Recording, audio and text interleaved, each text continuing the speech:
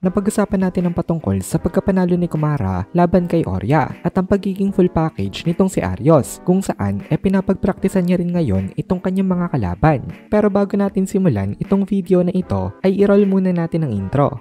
Hello everyone and welcome to my channel, ang inyong source ng Tagalog na Tansura Contents. Sa channel na ito pinag-uusapan natin ang mga nangyayari sa may Tansura Universe. So without further ado, let's get into the video.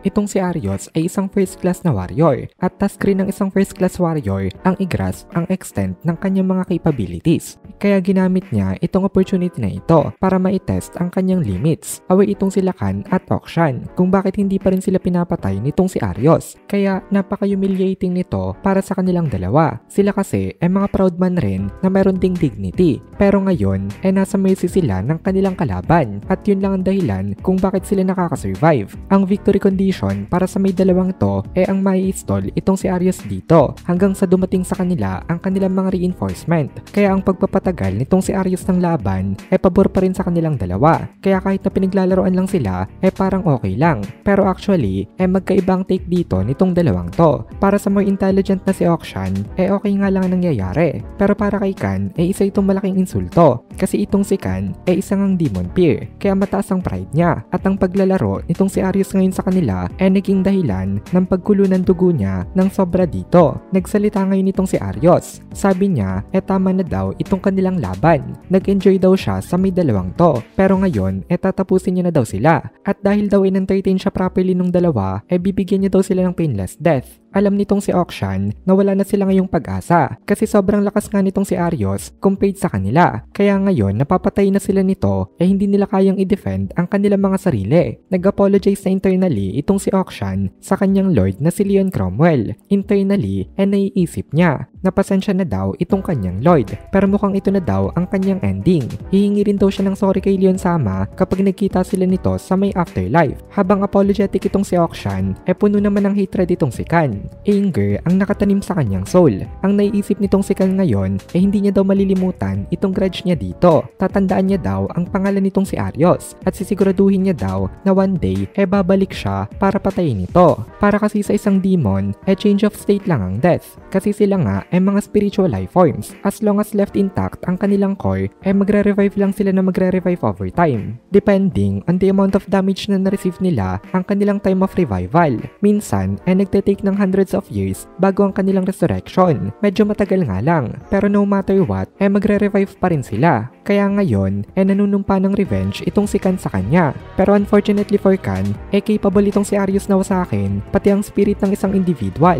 Dahil siya user na ng Punishment King Sandalphon. Ang problema lang hindi ata away doon itong si Arios, na kaya niyang ma-destroy pati ang spirit. Malakas na ngayon itong si Arios. Ang kanyang swordsmanship, physical abilities at skills ay considered as first rate. Pero mukhang hindi pa ito masyadong informed regarding the spirits kasi ang spirit niya mismo hindi ganun ka-developed. Tsaka mukhang hindi ito sanay natapatan ng mga demons. Kaya naisip ni Kan na kaya niya siguro magpanggap na patay na siya dito. Ngayon dalawang weapons ang gamit-gamit nitong si Arios. Ang una ang kanyang spada. Nakatutok ito kay Okshan. Habang ang pistol niya naman nakatutok naman kay Kan. Balak niya nang i-end ang kanilang laban. Tumingin itong si Arios kay Kan at ngumiti siya dito. Then sinabi ni Arios na itong si Kan daw ang uunahin niya. Kaya tumitig itong si Kan kay Arios. At naisip ni Kan na wala na siyang ibang magagawa kung hindi ang ngumiti na lang dito. Nang bigla siyang may napansin sa may likod nitong si Arios. Ito ay isang shadow na biglang nag-swing ng kanyang espada. At this point, tapos na ang crisis na kinakaharap nila. Dahil in an instant, biglang sumuka ng dugo itong si Arios. Na-recognize ni Kan itong shadow na ito. Ito daw ay subordinate nitong si Demon Lord Rimuru. At ang pangalan daw nito ay Zoe. Napansin rin ito nitong si Okshan. The same time na nakita ito ni Kan. Kaya napatanong siya kay Zoe.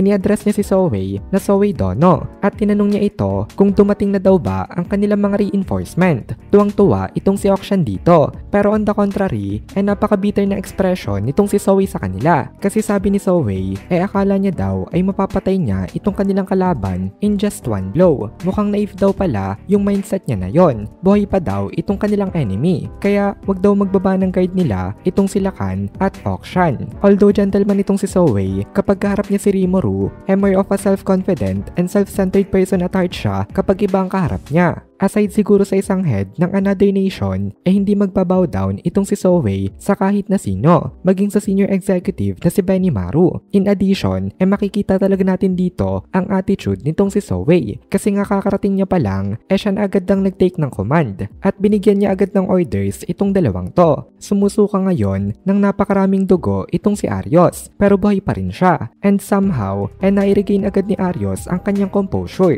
At the very last second kasi na-detect ni Arios ang atake nitong si Zoe kaya imbis na tamaan siya sa kanyang puso nakailag pa siya ng konti kaya hindi napuruhan ang kanyang vital points. As a result buhay pa rin siya. Galit na galit itong si Arios kay Zoe at binantaan niya ito pero sabi lang ni Zoe sa kanya napaka-impressive daw ng ipinakita nitong reaction time pero maghanda rin daw ito kasi hindi na daw siya sasala sa may next attack niya. At dito na muna natin tatapusin itong video na ito. Kung nagugustuhan mo itong mga videos natin, ay please consider joining the membership para mapanood mo na agad ang mga kasunod na part dahil palaging advance ang ating mga members. Also, ay please consider leaving a like at mag-comment ka na din para ma-boost naman tayo ng algorithm.